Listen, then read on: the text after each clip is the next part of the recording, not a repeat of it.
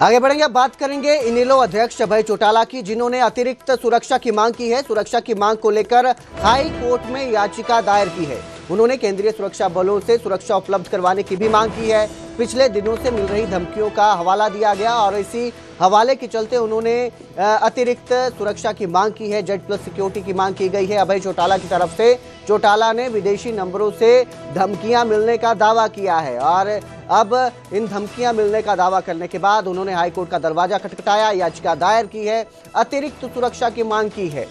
इसके साथ ही उन्होंने बताया कि पिछले दिनों से उन्हें धमकियां मिल रही थी, यही हवाला उन्होंने अपनी याचिका में भी दिया है और अब अतिरिक्त सुरक्षा मांगी गई है। अभय चौटाला इनेलो अध्यक्ष और पूर्व विधायक हैं, जिन्होंने जेड प्लस सिक्योरिटी की मांग की है, याचिका दायर की है हाईकोर्ट में।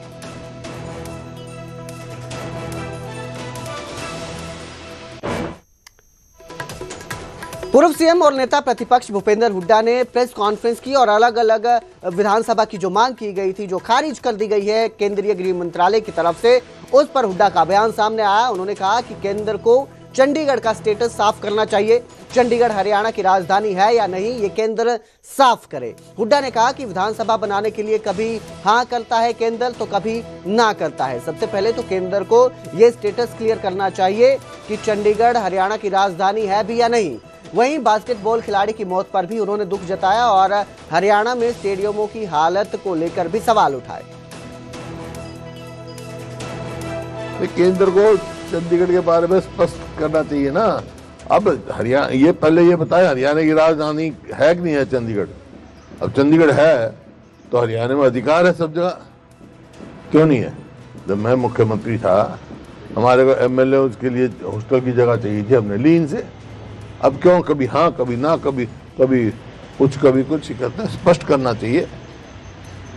तो ये जगह है इस पुरानी विधानसभा में, वो जगह लेने के लिए कोशिश की जाएगी, विपक्ष की ओर से आवाज उठाई जाएगी। वो तो पहले ही कहा था मैंने, उस टाइम ये हुआ मतलब कोई जो पॉसिबल नहीं है। कभी इतना स्टेट की होती है कि अब 10 एकड़ ले लेंगे, 12 एकड़ दे देंगे, ऐसे थोड़ी होता है। नहीं, 2 बास्केटबॉल के खिलाड़ी जो हैं पोल गिरने से उनकी डेथ हुई, एक बहादुरगढ़ में, एक लाखन माजरा, जो कि बड़े अच्छे खिलाड़ी थे और एक तो मतलब नेशनल टीम में आने वाला था, पक्का था उसका। तो ये बड़ा दुखद बात है और ये कहानी केवल 2 जगह की नहीं है, पूरे हरियाणा की है। जो इंफ्रास्ट्रक्चर स्पोर्ट्स के लिए बना था, सारे स्टेडियम का, किसी स्टेडियम का रखरखाव नहीं है। मैं भी जाता हूँ, अच्छे इतने बढ़िया स्टेडियम बने, जींद में, रोहतक में, आपके पंचकुला में, गुड़गांव में, फरीदाबाद में, एक से एक बढ़िया स्टेडियम है, लेकिन रख रखाव सरकार का नहीं है। ये सरकार जिम्मेवार है इस बात के लिए जो खिलाड़ियों को हुआ। इनको मैंने कहा था भाई, इनको एक तो तुरंत उनको वो दें, परिवार में एक नौकरी दें और उनको आर्थिक स्थिति, मतलब 5 लाख क्या मायने रखता है, 5 लाख का क्या मतलब हुआ, तो उनको पूरा आर्थिक तौर पर उनके परिवार की मदद करेंगे। तो वहीं हरियाणा विधानसभा के पूर्व अध्यक्ष ज्ञानचंद गुप्ता से न्यूज 18 ने खास बातचीत की और अलग विधानसभा के मुद्दे पर ज्ञानचंद गुप्ता ने कहा कि केंद्र ने जमीन देने से इनकार कर दिया है। क्यों किया है ये सिर्फ गृह मंत्रालय ही बता सकता है कि उन्होंने इस तरह का फैसला क्यों लिया। उन्होंने कहा कि परिसीमन के बाद 115 से 126 विधायक संभव है। मौजूदा भवन में सिर्फ 90 विधायकों की जगह है। 2022 में नए विधानसभा का भवन का प्रस्ताव शुरू हुआ था। वहीं उन्होंने पंजाब यूनिवर्सिटी एफिलिएशन पर भी बात की और कहा कि शिक्षा पर राजनीति नहीं होनी चाहिए। की ओर से रोक लगा दी गई है, जमीन अब हरियाणा को नहीं दी जाएगी, इस पर रोक लगा दी गई है। हमारे साथ बातचीत करने के लिए हरियाणा विधानसभा के पूर्व अध्यक्ष ज्ञानचंद गुप्ता जी हैं, जिनकी ओर से ये पूरा मामला इनिशिएट किया गया था, पूरा मामले को उठाया गया था, आगे बढ़ाया गया था। उन्हीं से बातचीत करते हैं। ज्ञान जी, जो आपने मामला बढ़ाया था क्योंकि विधानसभा में सीटें कम हैं और अब परिसीमन होना है, तो अब केंद्र सरकार की ओर से रोक लगा दी गई है कि अभी कोई जमीन हरियाणा को नहीं दी जाएगी। कैसे देखते हैं आप इस फैसले को? देखिए, ये निर्णय मिनिस्ट्री ऑफ होम अफेयर्स ने किया है, केंद्र सरकार ने किया है। इसके क्या कारण है उसका खुलासा तो वही कर सकते हैं। लेकिन मेरा ये कहना है कि जो एक इनिशिएटिव या जो एक प्रयास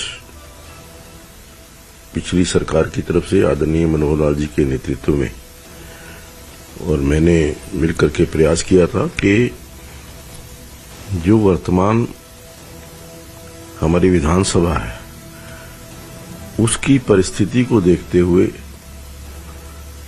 नई विधानसभा की आवश्यकता है, क्योंकि आज जो विधानसभा है उसकी कैपेसिटी जो विधायकों की दृष्टि से वो 90 विधायकों की है।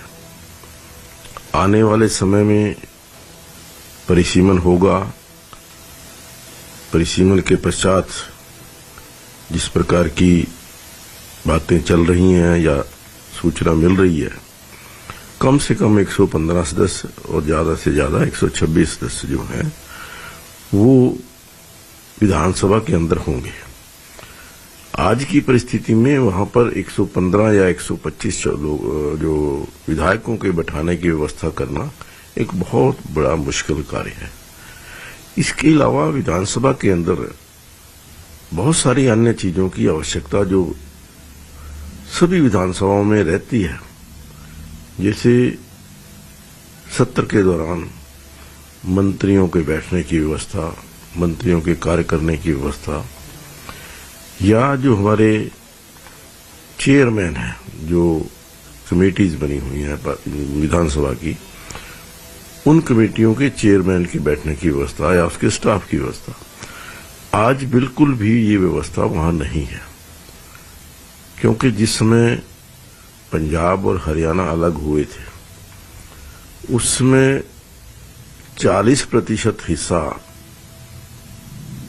हरियाणा के हिस्से में आया था, लेकिन वो 40 की बजाय भी 27% अभी हिस्सा जो है वो हरियाणा को मिला है, जिसके कारण वहां पर जगह की बहुत कमी है।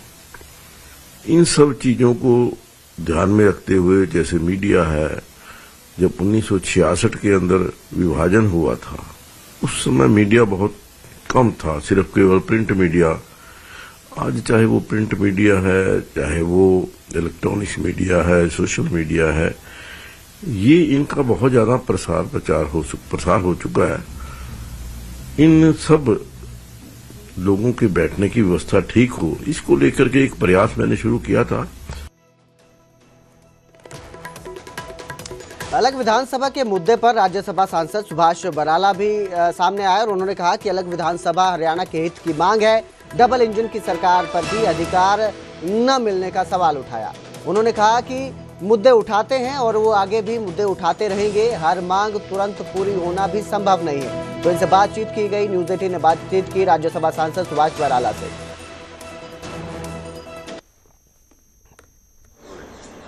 कहने को तो डबल इंजन की सरकार, मगर फिर भी क्यों नहीं मिला हरियाणा को उसका अधिकार। आइए बात करते हैं। राज्यसभा सांसद सुभाष बराला जी हमारे साथ बातचीत करने के लिए मौजूद हैं। केंद्र ने हरियाणा सरकार की जो मांग थी कि अलग से विधानसभा बनना चाहिए, उस पर फिलहाल तो रोक लगा दी गई है। अब किस तरीके से, चूंकि डबल इंजन की सरकार है और ये मांग खुद हरियाणा के लोगों की, हरियाणा के विधायकों की, तमाम लोगों की है, क्योंकि दोनों का काफ़ी कंजस्टेड विधानसभा है, आसपास ही लगता है और लंबी मांग है, मगर फिर भी ये क्यों नहीं मानी गई। देखिए, मैं तो एक बात कह सकता हूँ कि हरियाणा के हित की, चाहे वो विधानसभा की मांग हो या किसी अन्य जनहित के मुद्दे से जुड़ी मांग हो, हमारी सरकार, हमारी पार्टी लगातार इस प्रकार के विषयों को सही स्थान पे और सही समय पे उठाती रहती है। वो अलग बात है कि देखिए, लोकतांत्रिक व्यवस्था है, उसमें कब आपके मन अनुकूल फैसला आता है, कब नहीं आता, कितना इंतजार करना पड़ता है, लेकिन हमारी पार्टी और हमारी सरकार इन सब विषयों के ऊपर लगातार प्रयासरत रही भी है और आगे रहेगी। विपक्ष कह रहा है कि केंद्र में बीजेपी, हरियाणा। तो ही मुख्यमंत्री नायब सिंह सैनी के रेडा के राजदूत क्रिस्टोफर कूटल से मिले। संत कबीर कुटीर में ये मुलाकात हुई। नए सामाजिक और पारिवारिक रिश्ते बढ़ाने पर दोनों के बीच चर्चा हुई। हरियाणा के स्किल्ड युवाओं को रोजगार देने में कनाडा प्राथमिकता देगा। इसको लेकर भी इस मुलाकात के दौरान चर्चा की गई। तो मुख्यमंत्री नायब सिंह सैनी आज कनाडा के इनसे मिले हैं और इस दौरान उन्होंने बातचीत की। बातचीत के दौरान कनाडा में किस तरह से रोजगार दिया जाए, जो स्किल्ड युवा हैं उनसे किस तरह काम किया जाए, इसको लेकर चर्चा हुई है। राजदूत है कनाडा के क्रिस्टोफर कूटर से।